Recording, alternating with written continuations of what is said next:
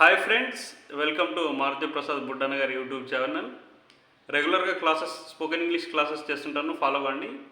ఈరోజు spoken English క్లాస్లో day 5. ఇంతకుముందు 4 వీడియోస్ చేశాను, అవి కూడా చూడండి. తర్వాత ఇది చూడండి, మీరు మంచి ఇంగ్లీష్ మాట్లాడుతూ ఉంటారు రెగ్యులర్గా ఫాలో అవుతుంటే.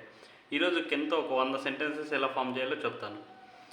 కెన్ ఎప్పుడు యూజ్ చేస్తామంటే ప్రస్తుతం చేయగలిగే పనులు సామర్థ్యాన్ని బట్టి మనం యూజ్ చేస్తుంటాం అన్నమాట. ఏదైనా ఇద్దరు వ్యక్తుల మధ్య సంభాషణ జరుగుతుంది అనుకోండి, నువ్వు ఆ పని చేయలేవు అంటే, ఇప్పుడు నేను ఇంకొక పర్సన్ ఉన్నారు, నేను మా సతీష్ ఉన్నారు అనుకోండి.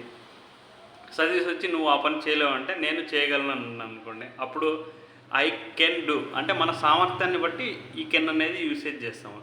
ఇప్పుడు ఎగ్జాంపుల్ ఒకటి తీసుకుందాం. దీనిది ఫార్మేషన్ వచ్చి subject can plus V1 plus object. Subject వచ్చి ఐ వి యూ దే వస్తాయి. కెన్ వచ్చి can as it is. V1 అంటే ఏదైనా వర్బ్ ఫామ్స్. V1 అంటే ఇప్పుడు రైట్ ఉందనుకోండి, రైట్, రోట్, రిటర్న్. రైట్ వచ్చి V1, రోట్ వచ్చి V2, రిటర్న్ వచ్చి V3. అదేవిధంగా ఆబ్జెక్ట్, ఇది దీని ఫాము. ఇది ఒకసారి చూసుకోండి అంతే.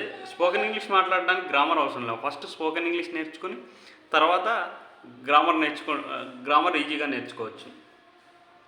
ఇప్పుడు చూడండి, I can solve this problem అంటే నేను ఈ సమస్యను పరిష్కరించగలను.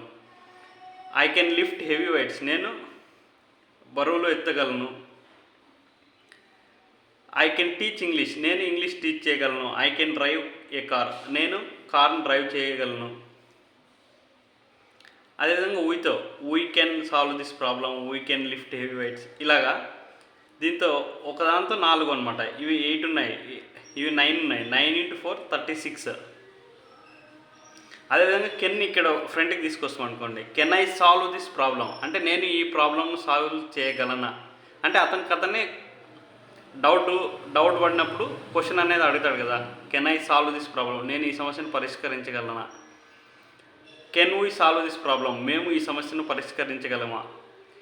Can I lift heavy weights, మేము ఈ బరువులు ఎత్తగలమా అని వాళ్ళే డౌట్ వచ్చినప్పుడు కెన్ అనేది ఫ్రంట్కి వచ్చేస్తుంది అంతే.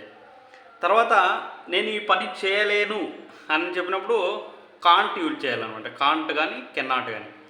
I cannot solve this problem, నేను ఈ సమస్యను పరిష్కరించలేను. కెనాట్ యూజ్ చేస్తే అది నెగిటివ్ అనమాట. చేయలేను అని చెప్పినప్పుడు కెనాట్ వాడతారు. Thank you friends. ఈ క్లాస్ నచ్చినట్లయితే లైక్ చేయండి, షేర్ చేయండి, సబ్స్క్రైబ్ చేయండి.